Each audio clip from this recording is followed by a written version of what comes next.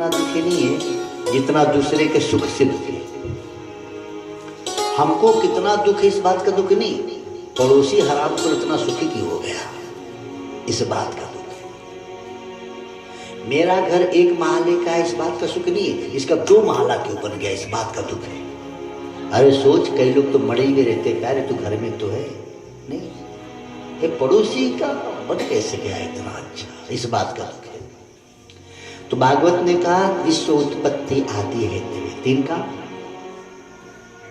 अब भगवान हमको जन्म भी देते हैं और हमको मार भी देते हैं, तो ऐसे भगवान की पूजा हम क्यों करेंगे, कोई नहीं करेगा।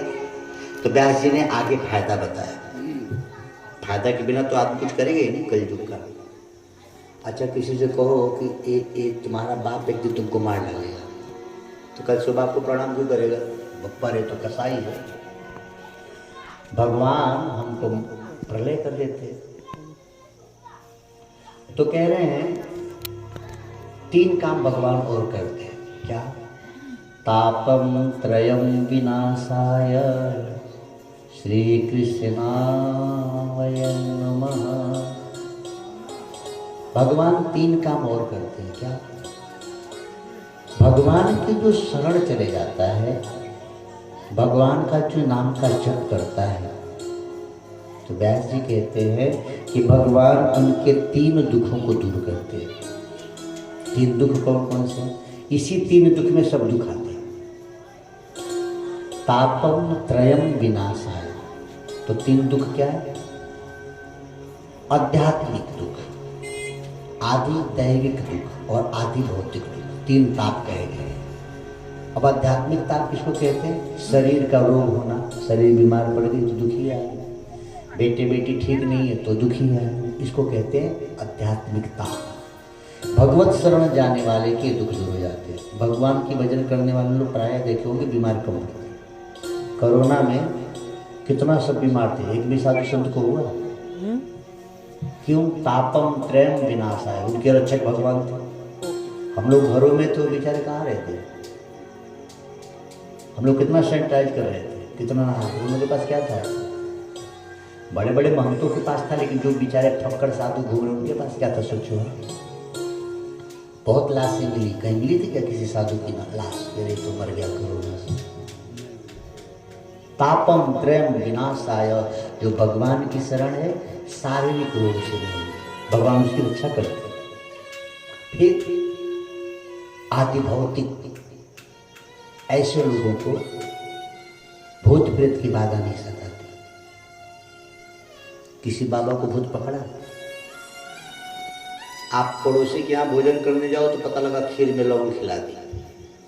हम 20 साल 25 साल से दूसरे के यहाँ भोजन करने का थक करते हैं, आज तो कोई लौंग नहीं खिला पाया। आखिर कौन अच्छा कर रहा है? तो आदि भौतिकता, भूत प्रेत की बाधा उसे नहीं सताती। आपको हमको, हम लोग चप्पल जूता पहन के चलते हैं ना, सांप काट देता है। इतने गाय भैंस घूम रहे, किसी को सांप काटा, कौन रक्षा कर रहा है? सोचो जरा, हम लोग को घर में काट देते हैं, उनको देखो दिन भर घूम रहे। तो आदि भौतिक का मतलब सर्प से, भूत प्रेत की बाधाओं से ईश्वर आपकी रक्षा करता है। आदि दैविक ताप, दैविक ताप क्या है? बिजली गिरी, कभी कभी बरसात में किसी में बिजली गिरती मर जाता है, भगवान इससे रक्षा करते हैं। जो भगवत भक्त है उसको ऐसा नहीं होगा, किसी संत पे बिजली नहीं गिरती। हम लोग खेत में रहते, घर पे रहते, किसी घर पे ही बिजली गिर जाती है। जो एक त्यागी महाराज लोग घूम रहे हैं उनके यहाँ कहाँ बिजली गिरती? तो आदि दैविक ताप, भूकंप आया, कई लोग मर गए। लेकिन जो भगवान के शरण है ऐसे लोगों को भगवान बचा लेते हैं। तो आदि दैविक, आदि भौतिक और आध्यात्मिक, 3 ताप हैं। तीनों तापों की अग्नि में झुलस रहा संसार है। लेकिन व्यास जी कहते हैं कि जो कृष्ण की शरण आते हैं, कन्हैया इनसे रक्षा कर। तो तापम त्रयम विनाशाय श्री कृष्ण वयनुमा, वयनुमा माने नमन, उनको प्रणाम कर रहे। भगवान को प्रणाम करने से तीनों तापों से हम बच जाते हैं। भगवान तीनों ताकों से हमारी रक्षा करते हैं और भगवान इस संसार को उत्पन्न किए, संसार की रक्षा में है और जब मन भर जाता है तो संसार का प्रलय कर देते हैं। अच्छा, जैसा बाप होता है ना वैसे बेटे होते हैं। हम लोग भी ऐसी भगवान के बेटे तो भगवान जैसे करेंगे। आप सबने देखा होगा बचपन में हम लोग खेल खेलते थे ना, घर बनाते थे मिट्टी के, सजाते थे फूलों से। तो पहले बनाए, फूल से सजाए, और जब घर जाना होता तो लात से मार के बिगाड़ देते थे, चलो भगवान। अब तीनों में मजा आता था। मुंबई वाले जल्दी समझेंगे, और जो चौपाटी पे जाते थे ना हम बचपन में, तो बालू का बनाते थे और चलना होता था तो पैर से मार के भी मजा लेते थे। तो बनाया भगवान ने, सजाया भगवान ने, और फिर बाप जैसा बेटा। इन तीनों कार्य करते समय भगवान को दुख नहीं होता। जैसे बच्चा घर को बनाता है तो भी खुशी खुशी, सजाता है तो भी खुशी खुशी, और जब घर जाना होता है तो आप बिगाड़ो अपना अपना घर बचा लेता है, वो भी खुशी खुशी। तापम त्रयम विश्व उत्पत्ति आदि है त्रिवे। ईश्वरीय गुण है हम सब में, क्योंकि हम उसी का अंश हैं, हम सब उसी के जैसे हैं। और देखो, जैसे माँ की गोद में बच्चा जब छोटे थे हम लोग ना, तो सुकून कब मिलता था? माँ की गोद में। छोटा बच्चा को देखे होंगे आप, प्रायः सबके गोद में तो खेलता है, लेकिन खेल के थकेगा तो माँ की गोद में जाके सो जाता है। सो के उठेगा तो फिर सबके संग खेलेगा। ये बच्चे का स्वभाव है। हम लोगों का भी स्वभाव ऐसे ही है। दिन भर दुनिया के काम करते हैं, लेकिन रोज रात को अनजाने में उस परमात्मा की गोद में ही तो सोते हैं, और फिर सुबह जब उठते हैं तो तरोताजा हो जाते, फिर दुनिया भर का काम करते हैं। आप सोचो, कोई आपको सोने के महल में रखे, आपके इर्द गिर्द सारी सुविधा रखे, खाली सोने न दिया जाए आपको, बोलो आप यदि ईश्वर से न मिलोगे तो जी नहीं सकते अच्छे से। खाली सोए ना आदमी तो।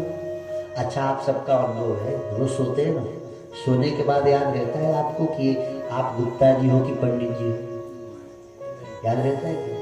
याद रहता है? बूढ़े हो कि जवान हो, स्त्री हो कि पुरुष हो, काले हो कि गोरे हो, कुछ याद रहता है आपको? नहीं ना। हम रोज अनजाने में उस ईश्वर की शरण चले जाते हैं। ये भी याद रहता है क्या कि हम लोग जिंदा है कि मरे हैं? गहरी नींद में आप सोते हो तो याद रहता है जिंदा हो कि मरे? नहीं ना। यानी प्रतिदिन अनजाने में उसकी शरण होते हैं, तभी हमको ताकत मिलती है, पावर मिलता है। जैसे मोबाइल, रोज उसको चार्ज में न लगाओ तो काम होगा दिन में? नहीं हो सकता। प्रतिदिन अनजाने में ही आप उस ईश्वर से मिलते हो, तभी जी पा रहे हो। खाली 2-4 दिन सोने न दिया जाए और आपको सारा सुख दिया जाए। प्रयोग करके देख लो, आप कहोगे भैया कोई सुख नहीं चाहिए, पहले मुझे सोने दो। क्योंकि जब तक बच्चा माँ की गोद में न जाए उसे सुख नहीं है। ऐसे ही हम सब हैं। प्रतिदिन यदि ईश्वर से अनजाने में भी न मिले तो हम दिन में काम, अनजाने में मिलते तो दिन में इतना बड़ा बड़ा काम करते हैं। सोचो, जानकारी में मिलेगी तो कितना बड़ा काम करेंगे। हम अनजाने में मिलते हैं तो कोई फैक्ट्री बना लेता है, कोई दुकान बना लेता है। पूज्य विवेकानंद जी जानकारी में मिले थे तो विश्वविख्यात हुए। जो जानकारी में मिले तो हम लोग रोज अनजाने में मिलते हैं, और संत जानने में मिलते हैं। दोनों में फर्क है। जानत तुम्हें कोई जाने, तो ईश्वर को जानने का प्रयास करेंगे। ओम नमो भगवते। कोई दुनिया में आता है, कोई दुनिया से जाता है।